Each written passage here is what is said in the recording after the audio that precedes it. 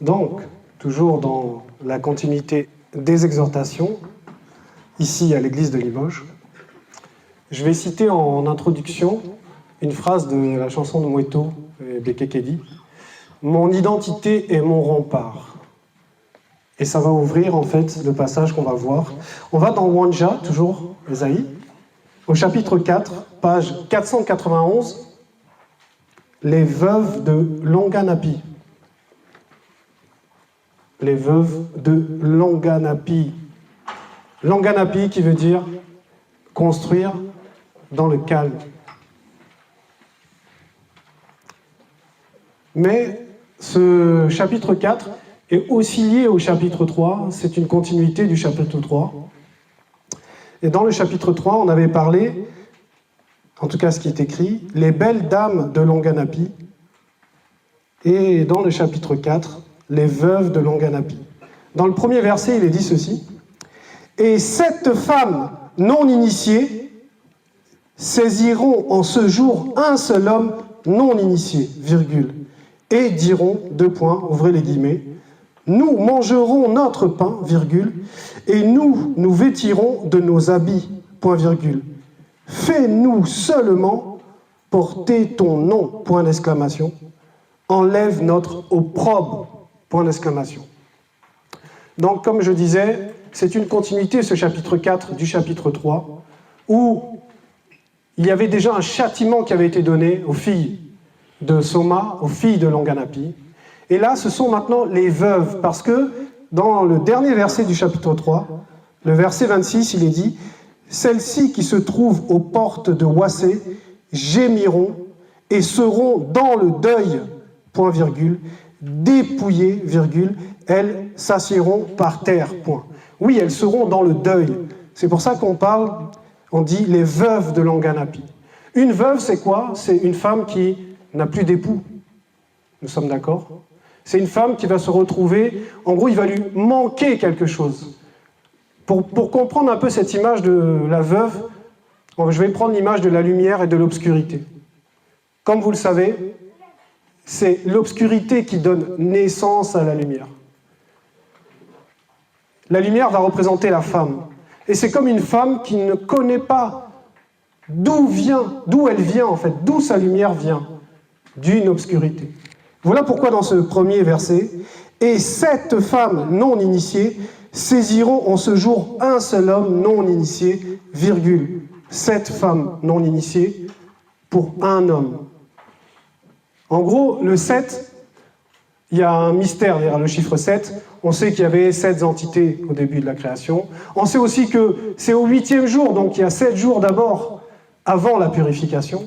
Ici, ces 7 femmes vont représenter un temps difficile, un temps où on est livré à soi-même. Et ces 7 femmes vont s'adresser à un homme et vont lui dire ceci, et diront 2 points, nous mangerons notre pain, virgule, et nous nous vêtirons de nos habits. Donc ces femmes-là, elles pouvaient s'assumer financièrement.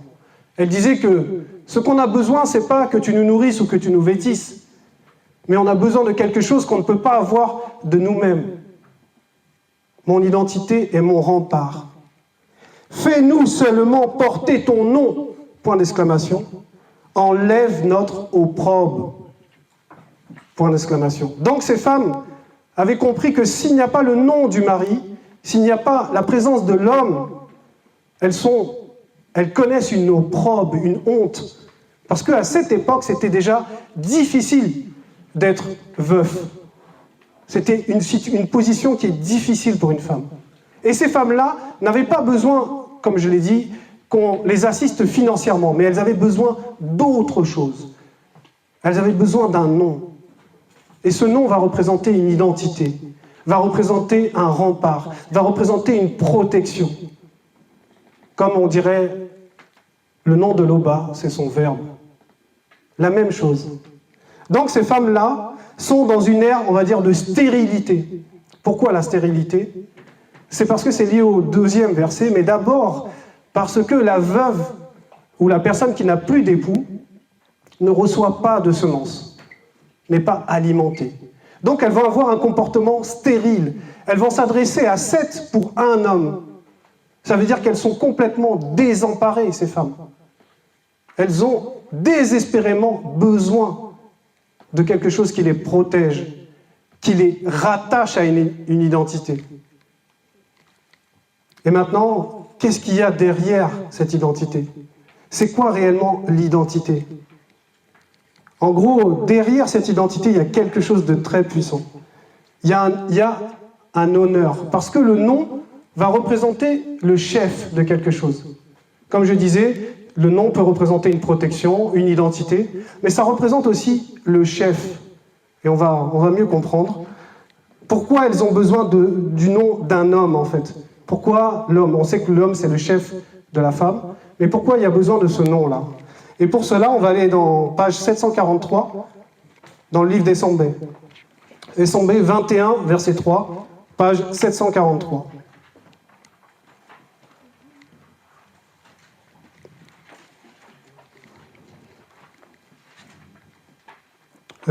J'ai dû me tromper. Non, c'est ça, pardon. C'est bien ça.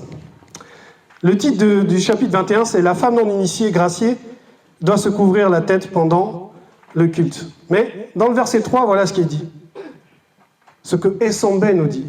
« Je veux cependant que vous sachiez que Jokisabe est le deuxième, son chef de tous les hommes, virgule, que le mari est le chef de sa femme, virgule, et que Loba est le chef de Jokisabe et du deuxième et des entités, point. » Et dans ce merveilleux passage, ce magnifique passage, il nous a expliqué en fait quelle est la position du premier-né et du deuxième-né. Que, en gros, ce sont les chefs. Et ce que représentait en fait ce comportement des femmes, c'est que ces femmes avaient besoin de chefs. Elles avaient besoin de chefs. Parce que le chef, en fait, c'est celui vers lequel on tire notre honneur. De même que Essombé disait qu'il faut se glorifier selon le verbe, nous tirons notre gloire de notre chef. Et notre chef, c'est le verbe. Mais on sait que le chef des chefs, c'est Loba lui-même. On retourne dans notre passage, on va au verset 2. Donc je disais que dans le premier verset, il y avait une forme de stérilité de ces femmes, de ces veuves, qui ne recevaient plus de semences, qui étaient à la recherche d'une protection, à la recherche d'un honneur perdu, parce que ce sont des non-initiés. Et dans le verset 2, il est dit « En ce temps-là, virgule, les deux germes de Loba auront de la magnificence et de la gloire, virgule. » Je m'arrête là d'abord. Donc, le premier verset nous montrait un comportement stérile, un comportement de personnes désemparées, de personnes livrées à elles-mêmes. Et maintenant, dans le deuxième verset, on nous présente de la fertilité. Pas de la stérilité, mais de la fertilité. En ce temps-là, virgule, les deux germes. Maintenant, c'est quoi un germe? Parce que là, il y a un G majuscule. Si on lit juste la définition de germe dans le monde, c'est exceptionnel. Germe, 2 points. Forme initiale à partir de laquelle se développent les êtres vivants. Vous vous rendez compte? Forme initiale à partir de laquelle se développent les êtres vivants. Et là, on nous dit que les deux germes de Loba, qui vont représenter la forme initiale, la forme primordiale, à partir de laquelle va se développer les êtres vivants, comme Dino a expliqué, ils sont le grand tout. Donc ces deux germes-là ont un pouvoir fertile exceptionnel, parce que ce sont les germes de Loba. Les deux germes. À partir des germes, on voit sortir la plante, et après la plante, on voit sortir même les fruits. Et il est dit ceci, en ces temps-là, virgule, les deux germes de Loba auront de la magnificence avec un M majuscule et de la gloire avec un G majuscule. La définition de la magnificence. Beauté magnifique, virgule, pleine de grandeur. Voilà ce qu'est la magnificence. Mais là, il y a le M majuscule. Ça veut dire que ça dépasse même la dimension du physique. La magnificence avec un M, veut dire qu'il y a l'entité de la magnificence. Il y a l'entité de la gloire aussi. Et, virgule, et le fruit du pays aura de l'éclat et de la beauté pour les rescapés connus de ton Bouanébila. Point. Ça veut dire quoi? Puisqu'on était en train de parler de l'attitude des gens du pays, le pays ici va représenter les Noirs. Ça représente aussi Ouassé, mais là, ça va représenter les Noirs. Les fruits du pays, les fruits que la terre va donner, les fruits que les Noirs vont donner, aura de l'éclat et de la beauté pour les rescapés connus de ton Bouanébila. Ça veut dire que ce qui va germer va être extrêmement positif, extrêmement bon pour d'abord les rescapés connus de ton Bouanébila. Verset 3. Et les restes connus de Ouassé, virgule, les restes connus de Longanapi, virgule, seront appelés saints. Parce que ces germes vont faire sortir un fruit. Et ce fruit, c'est ce qui va changer celui qui va le consommer, qui va l'amener au statut de saint. Et les restes connus de Ouassé, virgule, les restes connus de Longanapi, virgule, seront appelés saints, virgule, quiconque connu à Longanapi sera inscrit parmi les initiés. Parce que c'est le temps de la fertilité. C'est le temps que ces germes poussent, grandissent, donnent du fruit. Verset 4. Après que le verbe de Loba aura spirituellement lavé les péchés des filles non initiées de Ouassé, virgule, et purifié Longanapi du sang qui est au milieu d'elle, virgule, par le souffle de la justice et par le souffle du Mundima Beko qui s'est dit, point. Ça veut dire que d'abord, il y a eu, avant qu'on restaure, il y a un nettoyage d'abord. Il faut enlever la mauvaise nature, il faut retirer le péché, il faut extirper ce qui n'est pas bon. Un peu comme dans la parabole du semeur, où il y a des pierres, où il y a des épines. Pour que la semence puisse porter réellement du fruit, il faut enlever ce qui gêne la semence. Donc il va y avoir un châtiment, il va y avoir un nettoyage, puisqu'on nous parle effectivement des filles non initiées de Ouassé, et qu'on nous dit « et purifier Longanapi du sang », parce qu'effectivement, il y avait des meurtres, il y avait beaucoup de sang versé, c'est pour ça qu'il y avait aussi des veuves. Parce que c'était l'injustice, c'était le désordre, c'était ce qu'on peut connaître actuellement, qu'on voit à Ouassé. Mais il faut d'abord le nettoyage. Et le nettoyage vient par l'enseignement. Mais pas que, puisqu'on le dit ici, par le souffle de la justice et par le souffle du Mundima Beko qui s'est dit. Parce que les entités agissent.